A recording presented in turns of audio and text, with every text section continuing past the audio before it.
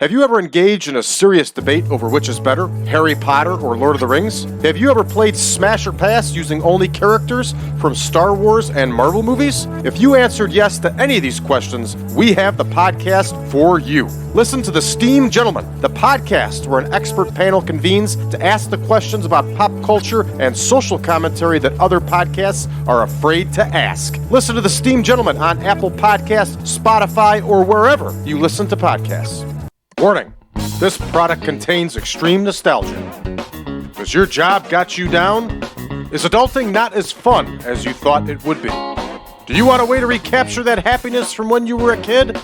At Retrostalgia Box, you feel like a kid again. Comics, toys, and video games hand-curated from the past and straight to your door. Unbox happiness at retrostalgiabox.com. Once again, that's retrostalgiabox.com. Yeah!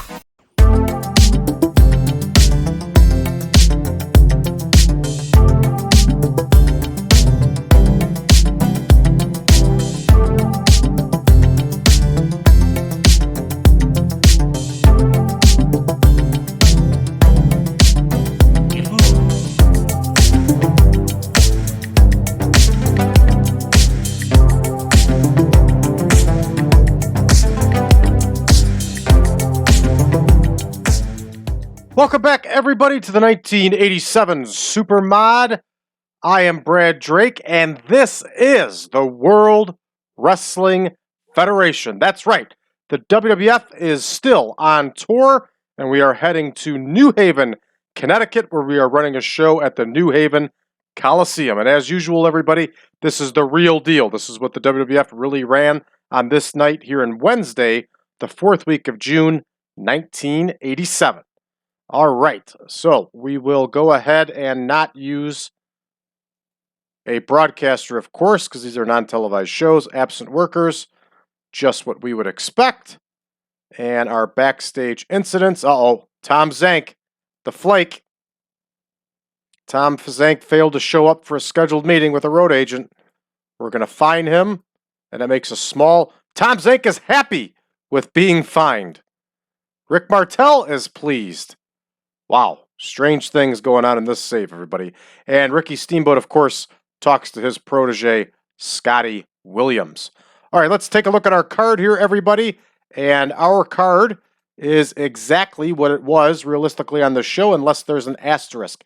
If there is an asterisk, it means that the match has been changed due to a wrestler not being available, or the match has been added to give us a total of 8 matches for the event. So here we go, everybody. In our opener, we're going to see 2 enhancement talents go at it as Terry Gibbs wrestles Jerry Allen. And believe it or not, the WWF was giving Jerry Allen some wins on the house show circuit. I can't say I blame him. The guy was in great shape. He was a good-looking wrestler, and he was decent in the ring. I can totally understand why they were potentially considering giving him a push. We're going to see the Shadows against the Young Stallions in our second match, a tag team match. George, the Animal Steele, will face Dangerous Danny Davis. Johnny V and Brutus Beefcake will once again continue their feud here in Connecticut. We're going to see Koko Ware against the magnificent Muraco. Dino Bravo is going to mix it up with Ricky the Dragon Steamboat, the former Intercontinental Heavyweight Champion. And we're going to see Billy Jack Haynes and Ken Patera once again in tag team action against Hercules and Harley Race. And in our main event, everybody, we are going to see Tito Santana versus the Macho Man, Randy Savage. So with all that said, let's get to booking. Here we go. Gibbs and Allen in our opener. And I can guarantee you this one's not going to get the highest of scores. Here is Terry Gibbs. And here is Jerry Allen. And I'm certain we're going to get Red Text the Doom, too. All right. Here we go. Jerry Allen with the win. Jerry Allen's biggest claim to fame came with tagging with Danny Spivey in the tag team tournament held in the Tunney Tag Team Tournament held in Toronto the year before in 1986. Actually, I think it was in 1987. All right, there we go. That one's in the books. Well, let's, you know what? Let's get that settled right here. Status retired. And there it is, the Frank Tunney Sr. Bam! See, I'm not a fool. It was the 15th of March. So it was just a few months before. All right. Up next, we have our tag match, which is the Shadows against the Young Stallions. And here we go with the Young Stallions. Here we are with the Shadows. The Shadows, of course, are Jose Luis Rivera and Moondog Rex. Moondog Rex would leave here in a little while, and Jose Estrada and Rivera would tag as Los Conquistadores, if I remember correctly. I could be wrong. Correct me if I'm wrong on that one. All right, we can auto-name this one, and of course, the Young Stallions are going to go over on this one. The Young Stallions have lost quite a few matches, so it's nice to see them get a win here on the East Coast. Up next, we have George Steele and Dangerous Danny Davis. They're going to go 12.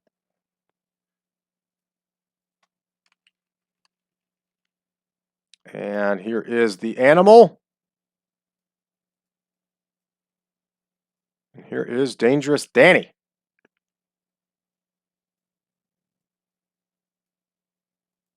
And we're going to leave this one open-ended. Either one of those guys getting the win will be good for business. And here we go, Johnny V, Brutus Beefcake. They're going to go 12 minutes also. And this feud rages on. This is fun using the actual cards so you can see where the feud stood, where they ended. I actually caught something pretty interesting coming up for the next week in this game, where Butch Reed is going to work some matches against Randy Savage. Randy Savage had not yet turned babyface at that point, so it was a heel versus heel match. So obviously the WWF was testing the waters to see how the fans would react to Randy Savage being used as a babyface. Remember, folks, for those of you that are a lot younger, these shows were not televised.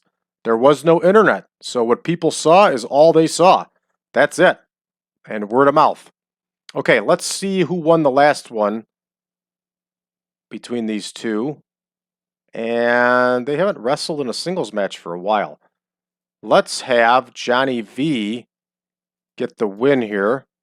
And it's going to come by outside interference. And Dino Bravo was also on the card, so Dino Bravo will interfere. Okay. Beefcake is furious. That's a good sign. That means that Beefcake is starting to get over. So we will leave this one open-ended. And up next here we have Koko Ware and Magnificent Muraco. They got a 14-minute bout. It should be a 14-minute bout. Yep. So here is Ware versus Muraco. And here is Koko Ware. And here is the magnificent one, Don Muraco. And Muraco is going to get the win here. No doubt about it. All right. This one is in the books, and we are moving on to our next bout, which is Bravo and Steamboat. They're going to go 16.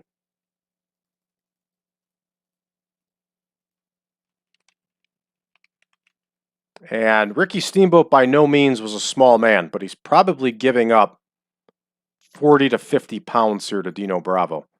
Dino Bravo was an absolute monster. All right, here we go. And Ricky Steamboat is going to get the win here, everybody.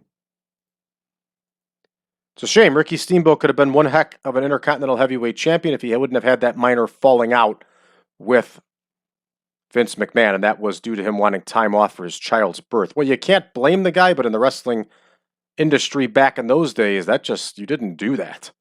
Especially not when you were just given the number 2 position in a company. All right, 18 minutes, and we have Haynes and Patera. Do I have them as a tag team? I do not. So here's Billy Jack Haynes. Here is Ken Patera. And they are wrestling Hercules and Harley Race. And I believe these two teams just met not too long ago. No, it's been a while. Looks like they haven't met. Okay. All right, we're going to leave this one open-ended also.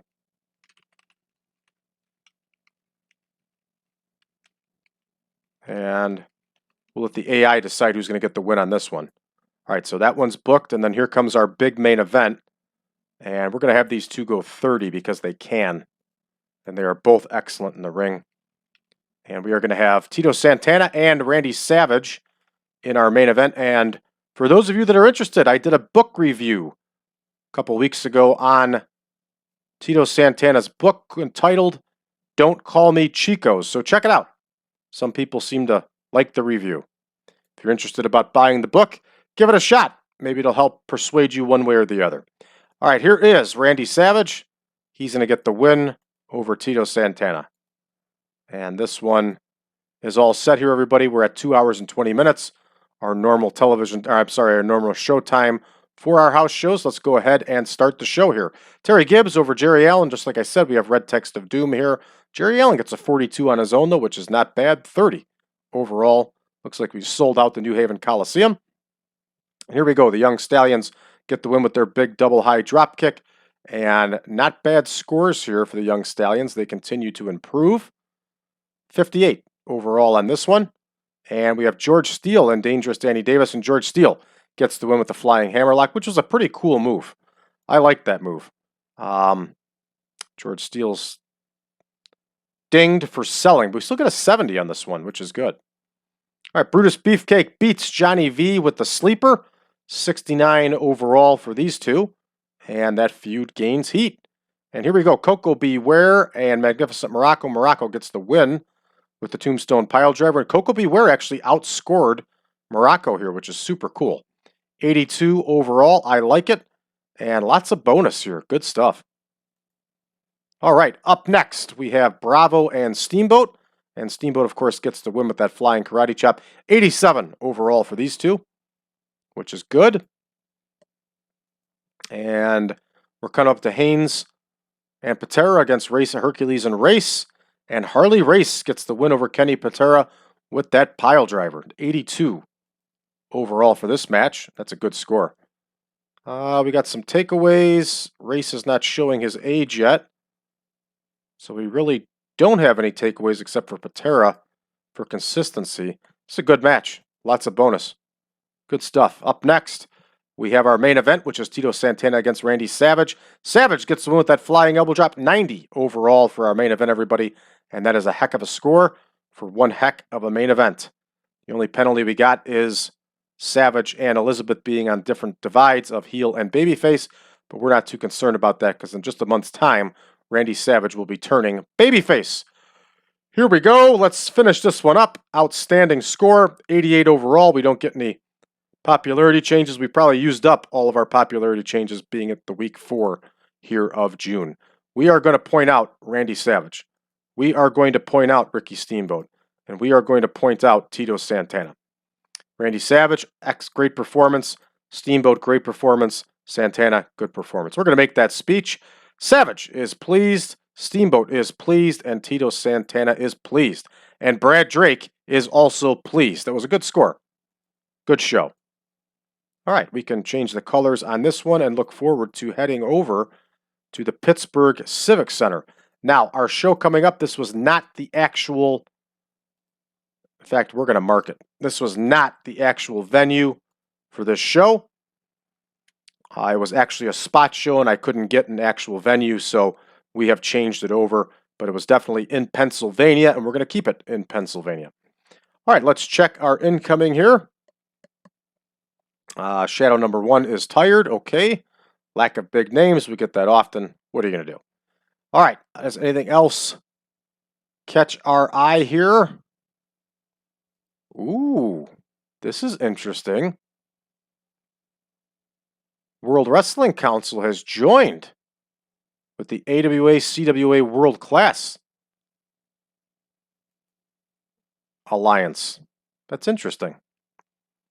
All right, NWA, Road Warriors over Big Bubba Rogers and Ole Anderson. Fair enough, 93. Ole Anderson must have turned heel again. Or the Road Warriors are heels, I'm not certain. Midnight Express defend the U.S. Tag title. Luger over Armstrong, Dundee over Simmons. It's a pretty good card. 89 overall.